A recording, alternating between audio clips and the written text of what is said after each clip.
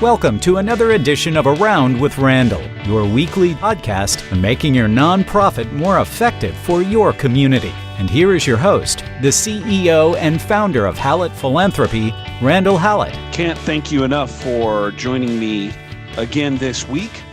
And this week's topic comes from a question from a listener, from Dana, who asked that we spend a few minutes this week talking about annual reports. And there's a lot more here than I think most people think about.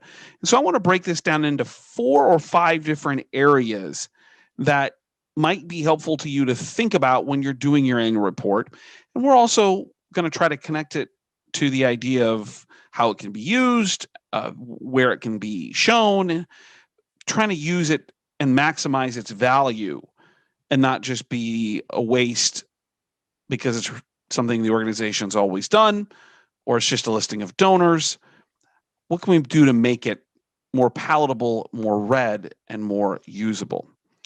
So let me start with the biggest thing that I think about is, number one, trying to keep it simple.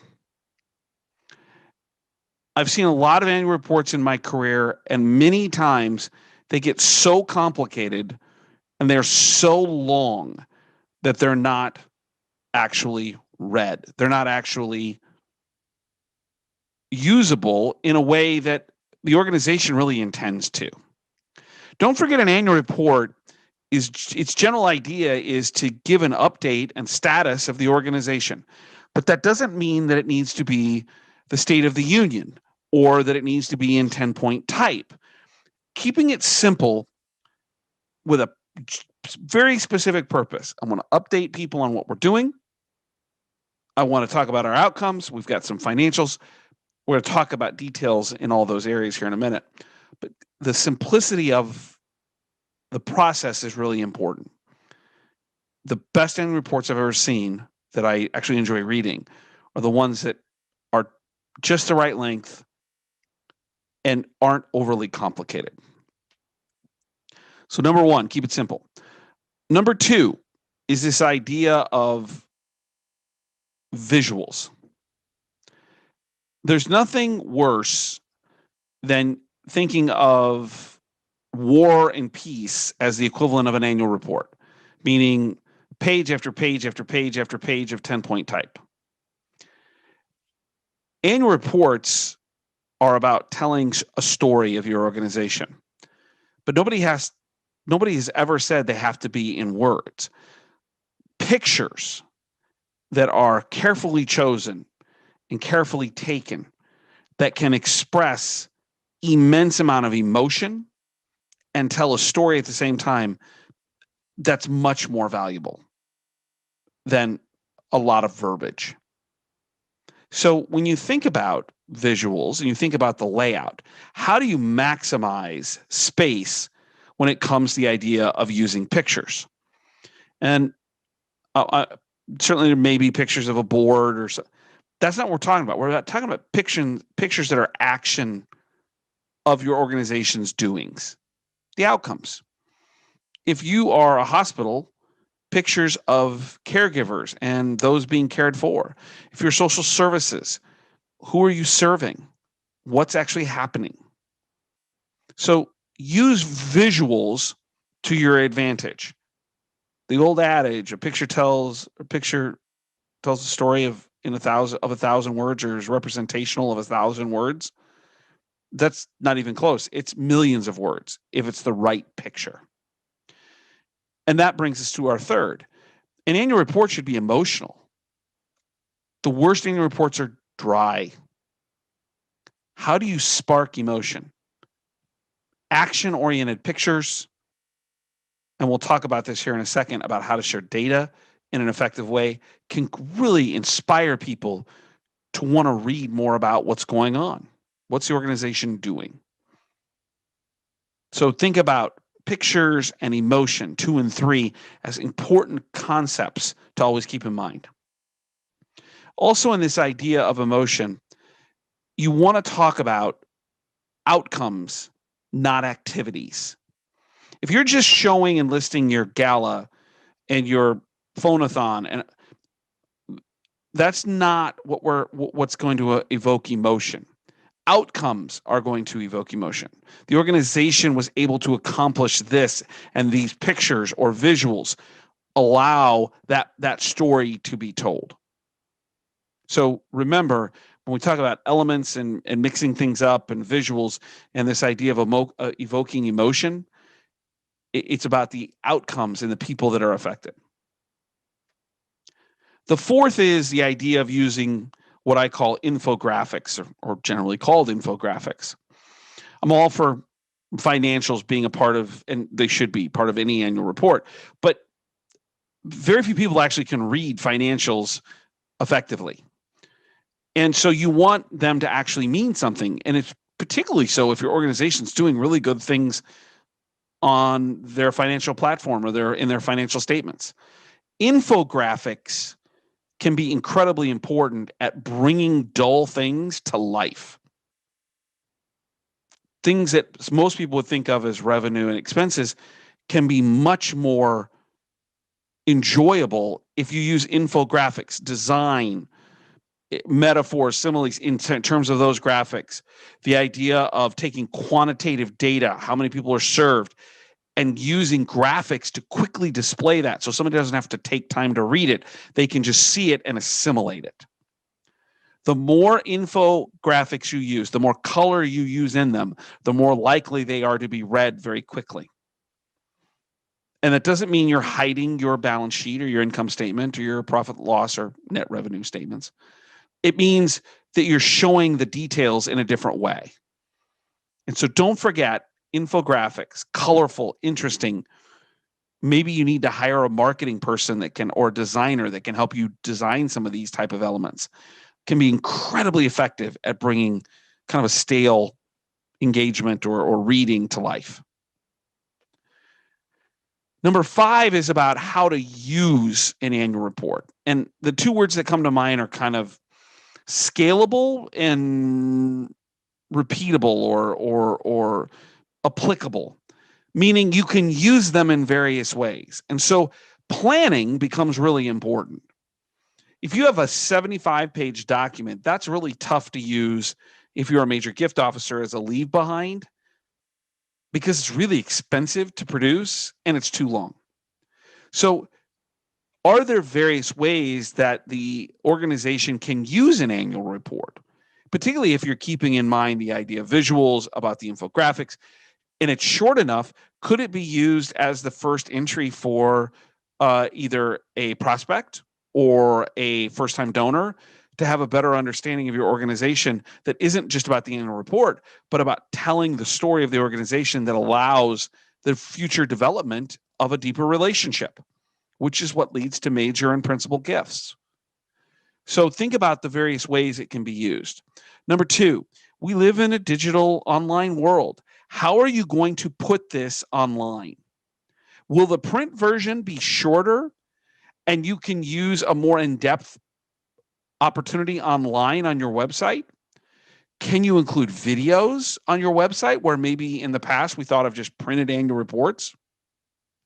When you send it to someone, can you include hyperlinks if you do it virtually or through email so that they not only can read the report in a PDF or it's downloadable, but they can hyperlink into videos that are even further emotional pulls into your organization's story and what you're accomplishing?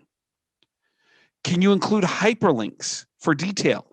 Maybe you have infographics online that you are replicating from a printed version, if that's what you want to do, but you hit on the infographic and it pulls up the balance sheet. There are endless possibilities of usage online, and it can be a great way to email out information. Say, hey, did you realize our organization does X, Y, and Z? And it's tying directly back to maybe a page in that annual report that talks about outcomes and about achievement. Think about it in depth, more than just a stagnant, old school written report. And to do so, we'll talk about at the end, planning is really important. think about it early, get people involved in your office to say, look, if we produce some kind of report, how could you use it? How could you use it? And if you can pull those ideas together, you might get more out of it than just the written pages. The last thing is frankly, this whole podcast has been about the tactical, but is kind of what I say is the don't forgets. Number one, don't forget to proofread the darn thing and then have 5 other people proofread it. And once they're done, have 14 other people proofread it. There's nothing worse than glaring errors when it comes to an annual report. So proofread. Number 2 is when you list donors, if you do it in creative ways. If you're just doing it alpha because it's easy, take some time and find a new way of doing it. So when I get my law school annual report, the first place I go is my class, 1997. And I give them a lot of credit. They did something interesting this last year that really caught my attention. First of all, it's listed by class, so I can see everybody I went to law school with. And then they also then highlighted the people that were at certain donor levels. Well, that got my attention because I was like, well, where do I fit? Where do my wife and I fit? And then they bolded the ones that had given a number of consecutive years. That little snapshot of my class told me 3 very quick things: who was giving, who was consistent, and who was at the top. That grabbed my attention. Do you list it by giving clubs or sort it by amount or the largest donors or cumulatively? Do you include planned giving? Don't just list names. Find creative ways to grab people's attention and them wanting to look for their name or people that they know in ways that make sense to them. So education has graduation years, social services might be by giving club, healthcare might be by area of service. Try something new and create some depth in this process. As I mentioned, start early, get other people's opinions in your office, how they can be used, so that it's just not 1 or 2 people's thoughts. It becomes a collaborative effort. Include marketing or graphic designers or people that can bring some substance and depth to it, from pictures to infographics to others. Get more people involved. Shouldn't take away from gift activity, but it should be something that is collaborative enough to include more than 1 or 2 people. And lastly, 2 things you wouldn't think we would have to think about, but recently I saw some annual reports and went, boy, one missed something and one said something. The missing piece. Don't forget to say thank you. An annual report in some ways is a thank you document or thank you publication or thank you outreach to people who have made a difference for your organization. Say that. Have others say that.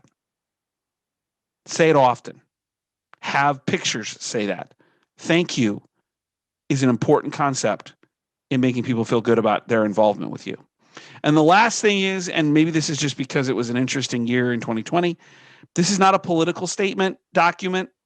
You're going to turn people off. This is a story about your organization's outcomes and its achievements and what it means to your community. And it's really meant to be applicable in every segment of our population. It should be received well. So don't forget the thank yous. Stay away from the politics. A large tactical podcast today on annual reports. And before signing off, I want to remind you, first and foremost, don't forget about the website. There are blogs posted there all the time. Just did a 5-part series in blogs on board orientation. Might be of some interest to you. If you have questions or have, like Dana did, have a thought on a particular podcast, appreciate all the comments coming this direction. That's podcast@hallettphilanthropy.com. That's 2 L's, 2 T's. hallettphilanthropy.com. Or if you think what I said or I missed something, I thought I was crazy or didn't agree, forgot something, please send me an email at Reeks, R-E-E-K-S, R-E-E-K-S @hallettphilanthropy.com. Glad to take a look and see how we can get better and probably bring it up here on one of the podcasts. Don't forget, what you're doing in your nonprofit is making a difference. It is incredibly important. It is affecting people's lives.